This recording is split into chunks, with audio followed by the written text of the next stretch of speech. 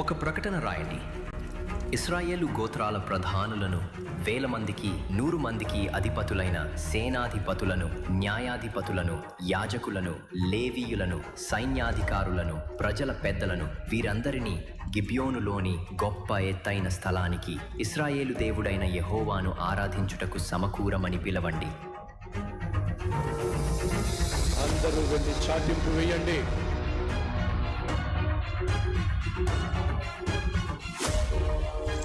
దేశ నలుమూలలకు వెళ్ళారు.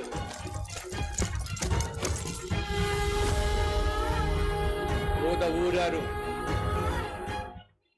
సొలొమోను రాజు ఆజ్ఞ ప్రకారం యాజకులను, లేవీయులను, శతాధిపతులను, ఇశ్రాయేలు పెద్దలను, గోత్రాధిపతులను, 100 మంది పైన 1000 మంది పైన అధిపతులను, పెద్దలను గిబ్యోనులోని మహా ఎత్తైన స్థలమునకు సమకూరమని రాజైన సొలొమోను ఆజ్ఞాపించుచున్నాడవో.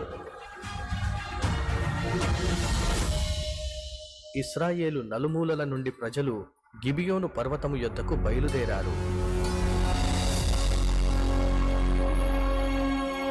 ఇంట్లో ఉన్న ప్రతి ఒక్కరూ, ఆడ మగ పిల్లలు, యాజకులు, లేవీయులు,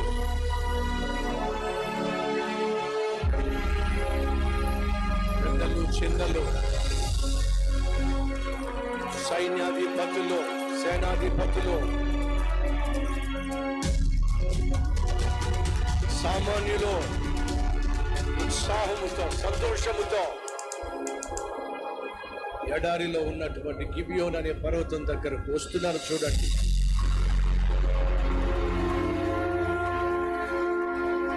సమూహముగా, సంతోషముగా,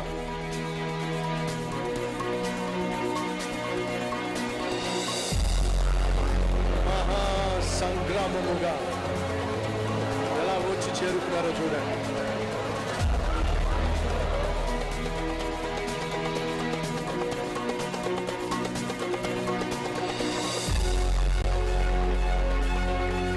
ప్రజలందరినీ దేవుని ఎదుట సమకూర్చారు. దేవుని సన్నిధికి వస్తున్నప్పుడు చెప్పులు తీసి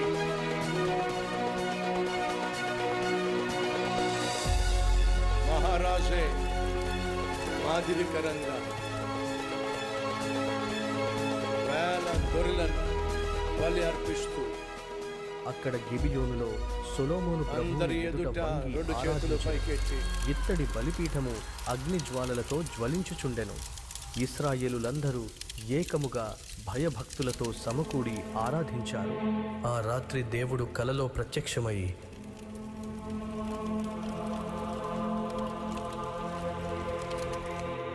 నీకు ఏమి కావాలో అడుగు. ప్రభువా, నీవు నన్ను నా తండ్రి దావీదు స్థానంలో రాజుగా చేశావు. నేను బాలుడి వలనే ఉన్నాను. నీ ప్రజలను నడిపించుటకు జ్ఞానం, మంచి చెడులను గ్రహించే వివేకము దయచేయుము. సొలొమోను మాటకు సంతోషించిన దేవుడు అతనికి గొప్ప జ్ఞానము, ధనము, కీర్తి అనుగ్రహించాడు.